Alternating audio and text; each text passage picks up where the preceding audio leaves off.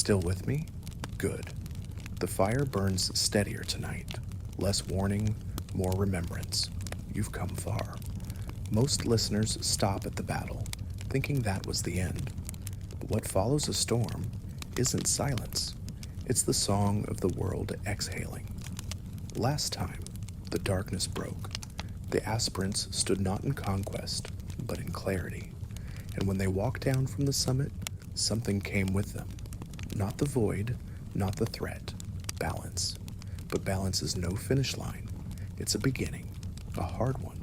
Kael, Lira, Ashen, and Nyra descended the hidden sanctum, not as champions, but as conduits. Each one changed not outwardly, but inward. They didn't just hold the elements, they pulsed with them. Every breath they took stirred wind, heat, moisture, and weight. The world, sensing this shift, responded with caution. You see, the land remembers what happened last time power walked untempered. It watches with old eyes. Their first steps led them to a hollowed glen where trees had forgotten their own roots.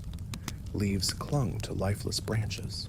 Soil cracked beneath their feet like dried bone.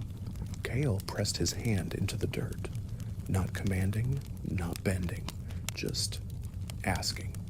And the soil, brittle and suspicious, softened just a little. He stayed there for a day and a night, simply breathing with the earth. By dawn, one single sapling had pushed through the rot.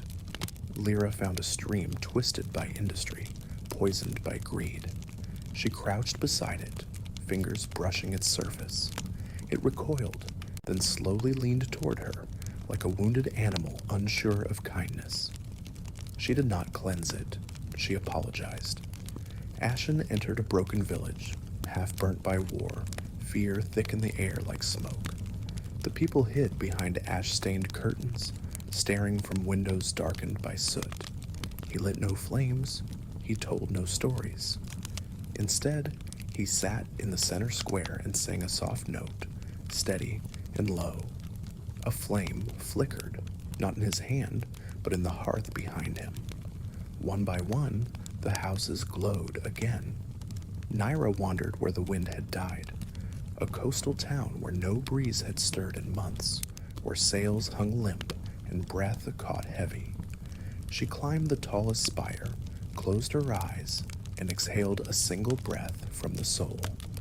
The air shivered, then moved, sails filled, flags lifted, doors unlatched.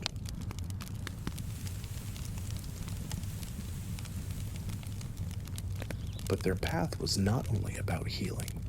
The four realized something deeper. The elements didn't want control. They wanted relationship. They weren't tools. They were kin. So they taught, not magic, not doctrine, but listening. They showed the farmers to plant not by almanac, but by vibration. Fishers learned to read the river's sigh. Children practiced walking barefoot on stone and speaking to the sky in hums and whistles. One child learned to quiet a storm with a laugh. Another warmed tea with her palm.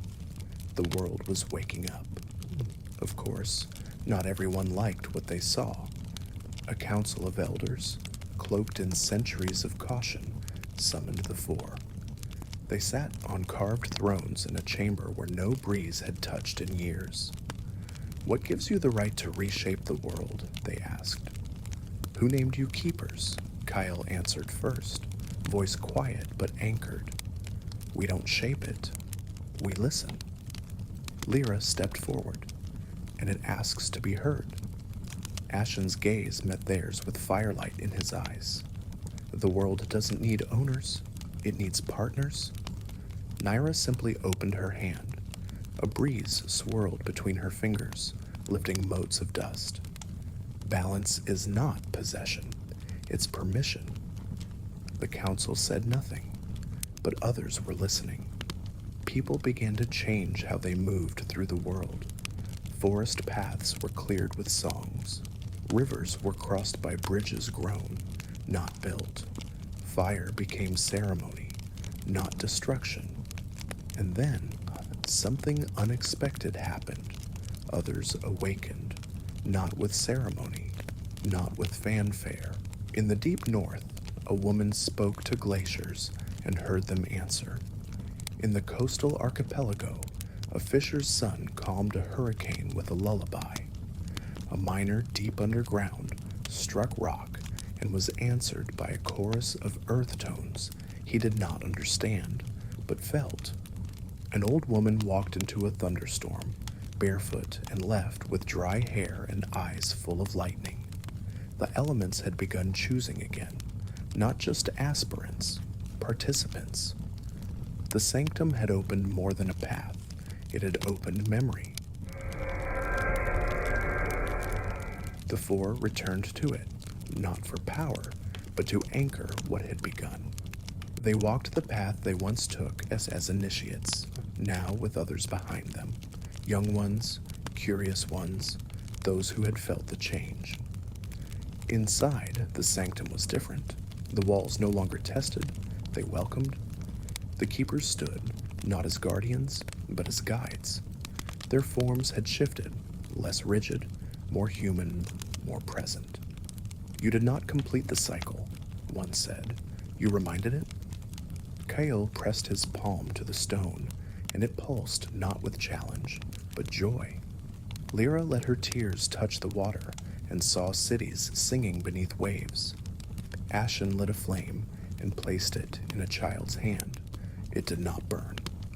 Nyra whispered to the wind, and it laughed in circles around her. The sanctum sang, not loudly, but clearly. A new harmony. Not perfect, not eternal, but alive. The four aspirants stepped aside, letting the next one step forward, and still they walked. They didn't settle, didn't root, because the balance isn't a place. It's a motion, a cycle, a breath, sometimes strong, sometimes fragile, but always worth keeping. So if one day you find a stone humming under your hand, or a breeze that carries more than air, pause, listen. You may be hearing the sanctum's echo, a reminder that the elements are still awake, still choosing, still waiting. So rest easy tonight. The dark came and was named. The silence came and was sung through. But this balance, it's not history. It's yours now.